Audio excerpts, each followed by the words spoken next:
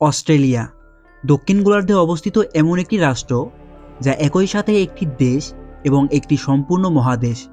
এই ভিডিওতে আমরা জানব অস্ট্রেলিয়ার ভৌগোলিক অবস্থান, এই দেশের মানুষ কারা, এর ইতিহাস কিভাবে গড়ে উঠেছে, কেন অস্ট্রেলিয়া আজ বিশ্বে গুরুত্বপূর্ণ এবং কিভাবে এটি একটি উন্নত রাষ্ট্রে পরিণত হয়েছে।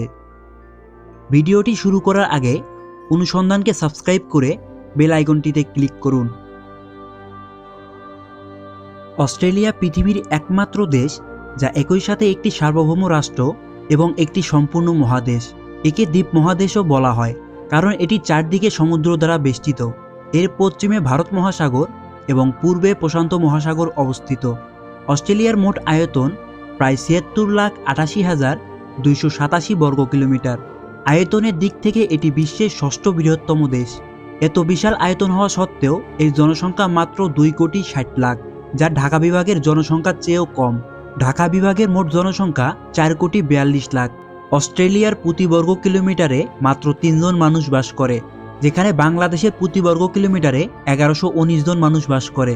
অস্ট্রেলিয়ার প্রায় ৯০% মানুষ উপকূলীয় শহরগুলোতে বাস করে। গ্রীষ্মমণ্ডলীয় এই দেশটিতে একই সাথে রয়েছে সমুদ্র, তৃণভূমি, বনাঞ্চল, পাহাড় এবং মরুভূমি। দেশটির প্রায় ৭০% বেশি এলাকা জুড়ে বিশাল বিশাল মরুভূমি রয়েছে। একে বলা হয় আউটব্যাক। এছাড়াও দেশটির উত্তর ও পূর্বাঞ্চলে রয়েছে ঘন রেইন ফরেস্ট। পূর্ব উপকূলে রয়েছে গ্রেট ডিভাইডিং রেঞ্জ নামক বিশাল পর্বতমালা এবং প্রায় ৩৫,০০০ কিলোমিটার দীর্ঘ উপকূল। দেশটির সরকারি নাম কমনওয়েলথ অব অস্ট্রেলিয়া। অনেকেই সিডনি বা মেলবোর্নকে রাজধানী মনে করলেও অস্ট্রেলিয়ার প্রকৃত রাজধানী হল ক্যানবেরা। এর পেছনের কারণটি বেশ মজার। ১৯০৮ সালে সিডনি এবং মেলবোর্নের মধ্যে রাজধানী হওয়া নিয়ে তীব্র প্রতিদ্বন্দ্বিতা শুরু হয়। এই বিবাদ মেটাতে দুই শহরের মাঝামাঝি জায়গায় একটি সম্পূর্ণ নতুন শহর ক্যানবেরা তৈরি করা হয় এবং একে রাজধানী ঘোষণা করা হয়। অস্ট্রেলিয়ায় সাদা চামড়ার যেসব মানুষদের দেখা যায় তারা আদৌ এখানকার স্থায়ী বাসিন্দা নয়। অস্ট্রেলিয়ার আদি জনগোষ্ঠীর ইতিহাস ৬৫,০০০ বছরের পুরনো, তবে দীর্ঘ সময় এই অঞ্চলটি মানুষের অগোচরে ছিল। বহির্বিশ্বের সাথে তাদের কোনো যোগাযোগ ছিল না। সর্বপ্রথম ১৬০৬ সালে প্রথম ইউরোপিয়ান হিসেবে অস্ট্রেলিয়ার মাটিতে পা রাখেন ওলন্দাজ নাবিক উইলিয়াম জেনসন। সেখানে তিনি অনেক আদিবাসীদের দেখতে পান। এসব আদিবাসীদের অ্যাবরিজিন নামে ডাকা হয়। ১৭৭৭ সালে ব্রিটিশ নাবিক ক্যাপ্টেন জেমস কুক অস্ট্রেলিয়ায় আসেন। তিনি এসেই নিউ সাউথ ওয়েলসকে ব্রিটেনের দাবি করেন। ক্যাপ্টেন জেমস কুক ও সেখানকার আদিবাসীদের মধ্যে একটি যুদ্ধ হয়। এ যুদ্ধে আদিবাসীদের তাড়া খেয়ে জেমস কুক প্রাণভয়ে ভারতে পালিয়ে আসেন। এর প্রায় ১৩ বছর পরে ১৭৮৩ সালে ক্যাপ্টেন আর্থার ফিলিপসের নেতৃত্বে ১১টি জাহাজ নিয়ে অস্ট্রেলিয়ার উদ্দেশ্যে যাত্রা করেন। সেই জাহাজগুলোতে প্রায় ৩০০ জন সৈন্য ছিল। তারা অস্ট্রেলিয়ায় এসে একটি নতুন কলোনি স্থাপন করে, কিন্তু এইবার আদিবাসী জনগোষ্ঠী তাদের কোনো বাধা দেয়নি। ব্রিটিশ এবং আদিবাসীদের মধ্যে একটি শান্তি চুক্তি হয়। এরপর থেকে ব্রিটিশরা অস্ট্রেলিয়াকে একটি পেনাল কলোনি হিসেবে ব্যবহার করে। পেনাল কলোনি হলো ব্রিটিশ আদালত কর্তৃক সাজাপ্রাপ্ত অপরাধীদের রাখার জন্য স্থান। ১৭৮৮ সাল থেকে ১৮৬৮ সালের মধ্যে ব্রিটিশ সরকার প্রায় ১,৬২,০০০ শাস্তিপ্রাপ্ত আসামি অস্ট্রেলিয়ায় প্রেরণ করে। এদের মধ্যে ছিল চুরি, খুন, ধর্ষণ সহ ভয়ঙ্কর অপরাধের আসামি। এসব আসামিরা অস্ট্রেলিয়ায় এসে আদিবাসীদের উপর নির্যাতন করতে থাকে, যার ফলে আদিবাসীরা কোণঠাসা হয়ে পড়ে। এই সুযোগে ব্রিটিশরা অস্ট্রেলিয়ায় নিজেদের স্থায়ী বসতি গড়ে তোলে।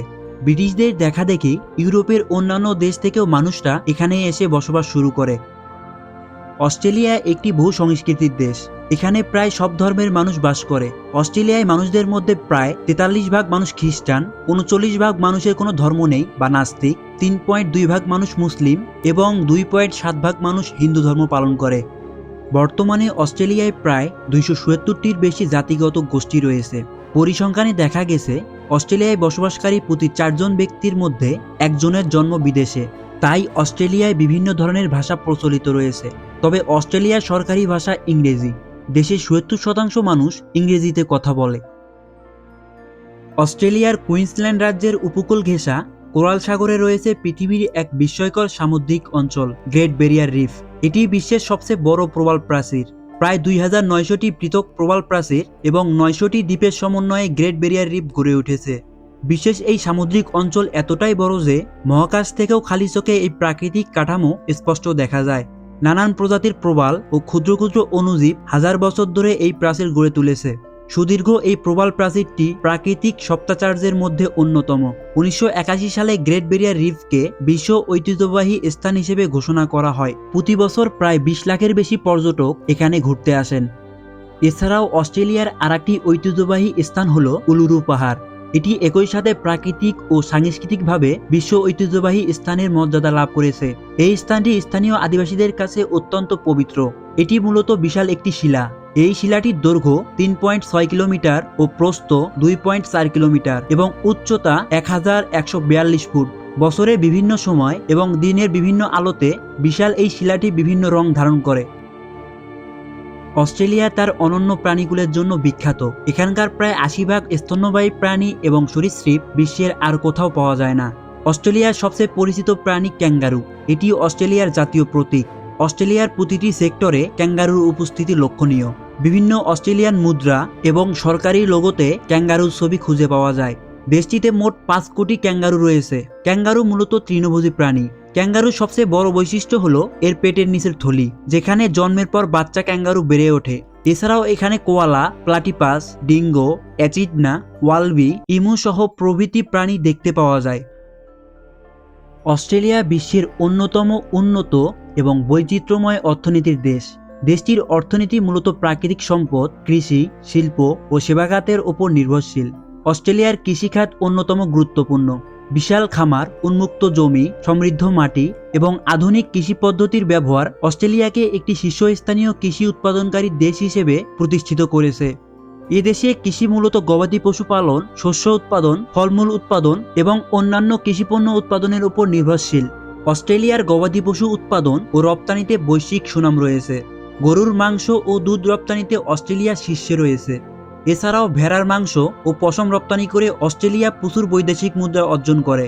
এ দেশে মানুষের চেয়ে ভেড়ার সংখ্যা দ্বিগুণ।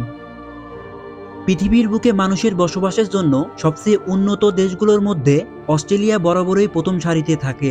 মানব উন্নয়ন সূচকে অস্ট্রেলিয়ার অবস্থান 7ম স্থানে, যেখানে বাংলাদেশের অবস্থান 130তম। গ্লোবাল পিস ইন্ডেক্স 2025-এর তথ্য মতে বিশ্বের শান্তিপূর্ণ দেশ হিসেবে অস্ট্রেলিয়ার অবস্থান 18তম, যেখানে বাংলাদেশের স্থান 123তম। এবং ওয়ার্ল্ড হ্যাপিনেস ইন্ডেক্স 2025-এর তথ্য মতে বিশ্বের সুখী দেশগুলোর মধ্যে অস্ট্রেলিয়ার অবস্থান 11তম, যেখানে বাংলাদেশের স্থান 134তম। অস্ট্রেলিয়ার শিক্ষা ব্যবস্থা অনেক উন্নত। এখানকার প্রায় 100% মানুষই শিক্ষিত। অস্ট্রেলিয়ার শিক্ষার মান, আধুনিক অবকাঠামো, গবেষণার পরিবেশ এবং বিশ্বমানের শিক্ষা প্রতিষ্ঠান থাকার কারণে শিক্ষার্থীদের জন্য এটি একটি আকর্ষণীয় গন্তব্যস্থল। অস্ট্রেলিয়ার উচ্চশিক্ষা বিশ্বমানের। বিশ্বের শীর্ষ 100টি বিশ্ববিদ্যালয়ের মধ্যে অস্ট্রেলিয়ার 9টি বিশ্ববিদ্যালয় স্থান করে নিয়েছে। বিশ্ববিদ্যালয়গুলো হলো University of Melbourne, University of Sydney, University of New South Wales, Australian National University, Monash University, University of Queensland, University of Western Australia, University of Adelaide, University of Technology, Sydney. শিক্ষার গুণগত মান ও আধুনিক গবেষণায় অস্ট্রেলিয়া আজ America বা ব্রিটেনের মতো দেশগুলোর সরাসরি প্রতিদ্বন্দ্বী।